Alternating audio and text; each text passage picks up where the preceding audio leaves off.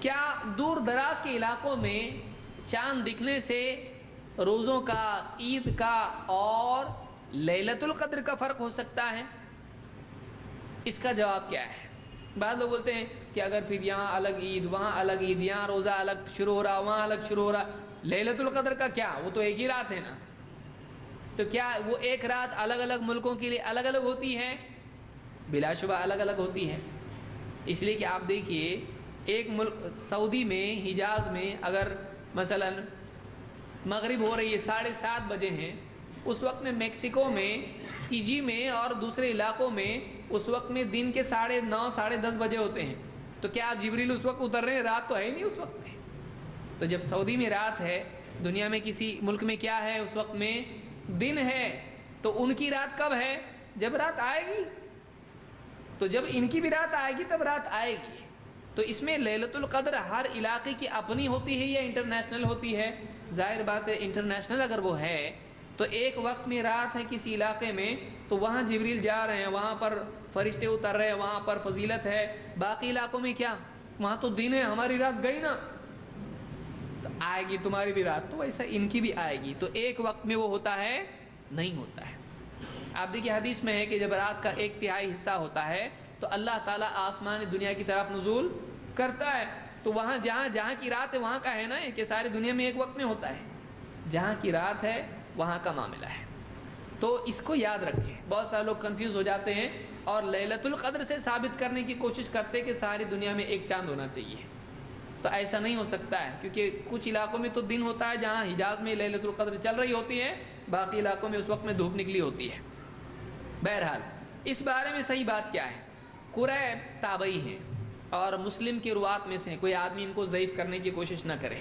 بہت سے لوگوں نے کہا کہ قریب معتبر تھے کہ نہیں کیا معلوم، اس لیے ابن عباس نے قبول نہیں کی روایت ان کی خبر۔ قریب مسلم کے راویوں میں سے معتبر راوی ہیں۔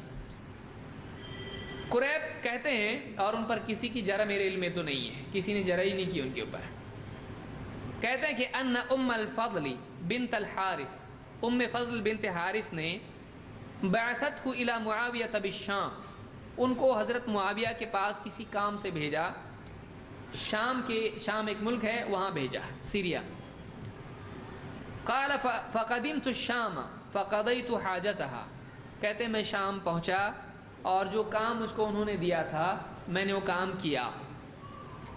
واستهل علي رمضان وانا بالشام، میں شام میں تھا اور وہیں پر چاند ہلال دکھائی دیا۔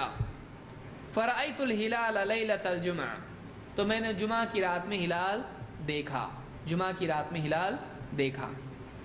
ثم قدمت المدینہ فی آخر الشہر، پھر میں مدینہ آیا، اور مدینہ کب آیا؟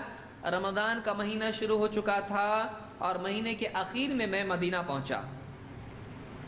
فسألنی عبداللہ ابن عباس رضی اللہ عنہما، تو مجھ سے عبداللہ ابن عباس رضی اللہ عنہما نے پوچھا، کیا پوچھا؟ ہلال کے بارے میں اور سارے معاملات پوچھے وہاں کے۔ ثم ذکر الہلال فقال متى رأيتم الہلال، ہلال کا ذکر آیا تو انہوں نے پوچھا تم نے کب ہلال دیکھا؟ فقلت رأيناه ليلة الجمعہ، میں نے کہا کہ ہم نے جمعہ کی رات کو ہلال دیکھا تھا۔ فقال انت رأيته، پوچھا تم نے دیکھا تھا، یعنی خبر ہے یا دیکھا تم نے خود بھی؟ انت رأيته، انہوں نے کہا کہ نعم ورآه الناس وصام وصام معاویہ، کہا کہ ہاں میں نے دیکھا، لوگوں نے دیکھا اور لوگوں نے روزہ رکھے، اور معاویہ رضی اللہ تعالیٰ نے روزہ رکھا، لوگوں نے روزہ رکھا، معاویہ رضی اللہ تعالیٰ نے روزہ رکھا، سب نے روزہ رکھے۔ فقال لكن رأيناه ليلة السبت، ابن عباس نے کیا کہا؟ لیکن ہم نے تو سنیچر کی رات کو دیکھا، تم لوگوں نے کب دیکھا؟ جمعہ کی رات ایک دن پہلے، اور ہم نے کب دیکھا؟ ایک دن بعد، سنیچر کی رات کو۔ فلا نزال نصوم حتى نكمل 30 او نراه، لہٰذا ہم تو روزہ رکھتے چلے جائیں گے یہاں تک کہ ہم 30 دن پورے کر لیں یا اس سے پہلے چاند دیکھ لیں۔ ہم ہمارے حساب سے روزہ رکھیں گے، ہم لگاتار روزے رکھیں گے یہاں تک کہ ہمارے روزے کتنے ہو جائیں؟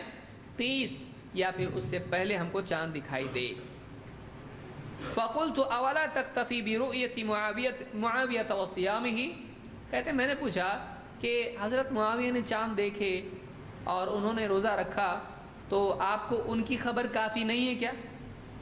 ان کا معاملہ آپ کے لیے خبر پہنچی نا آپ کو، انہوں نے دیکھا چاند روزہ رکھا تو وہاں کی نیوز آپ کو نہیں چلتی کیا؟ فقال لا، ان کا روزہ رکھنا ہم کو کافی نہیں ہے، ہم کو نہیں چلتا ہے. لا ہاکذا امرنا رسول اللہ صلی اللہ علیہ وسلم، ہم کو اللہ کے رسول صلی اللہ علیہ وسلم نے ایسا ہی حکم دیا ہے جیسا میں بتا رہا ہوں. سوال یہاں پر یہ ہے کہ اگر وہاں کی خبر یہاں چلتی ہے، ظاہر بات ہے کہ پھر ایک روزہ کیا ہو گیا؟ چھوٹ گیا، تو اس کی قضا ہونا چاہیے کہ نہیں؟ نہیں. لیکن ابن عباس کہہ رہے ہیں او ہو اب ایک روزہ قضا کرنا پڑے گا. وہ نہیں کہہ رہے ایسا. کیا وہ کیسا کہہ رہے ہیں؟ ہم روزے رکھتے چلے جائیں گے کتنے؟ 30. اگر ایک دن وہاں روزہ ہو چکا ہے تو 31 کا مہینہ ہو سکتا ہے کیا؟ نہیں. تو معلوم ہوا کہ یہاں کی 30 ہو سکتے ہیں، اگر ایک دن پہلے کہیں اور چاند دکھائی دیا تو بھی کسی ملک میں 30 ہو سکتے ہیں. ہو سکتے ہیں کہ نہیں ہو سکتے ہیں؟ مدینہ میں ہو رہے ہیں، مدینہ میں ہو رہے ہیں کہ ایک دن پہلے شام میں چاند دکھائی دینے کے باوجود مدینہ میں 30 دن ہو سکتے ہیں. کون کہہ رہا ہے؟ ابن عباس. اور اس روزے کی قضا کا کوئی جملہ انہوں نے نہیں کہا، نہ مدینہ میں کبھی اس طرح کی قضا ہوئی ہے، ہسٹری میں کبھی ایسا آیا نہیں. پھر ظاہر بات ہے اگر ایک دن وہ پہلے چل رہے ہیں ایک دن یہ بعد میں چل رہے ہیں تو کیا ان کی طاق راتیں آگے پیچھے ہوں گی کہ نہیں ہوں گی؟ ہوگی. ان کا 21 الگ، ان کا 21 الگ. تو پھر کیا ان کو طاق رات میں ان کو لیلۃ القدر نہیں ملی؟ ابن عباس نے ایسا بولے اس مرتبہ ایسا کرو تم لوگ طاق رات میں مت کرو، تم کیا کرو؟ جفت راتوں میں کرو، کیونکہ لیلۃ القدر ان کی الگ نہیں ہے، اپنی الگ نہیں ہے، ایک ہی ہے. لہٰذا ہم کو ان کے حساب سے لیلۃ القدر منانا چاہیے کیونکہ ان کی آڈ نائٹس الگ ہیں. سمجھ میں آ رہی بات؟ انہوں نے اپنے حساب سے چلنے کا، انہوں نے اپنے حساب سے، تو سارا معاملہ الگ ہو جاتا ہے.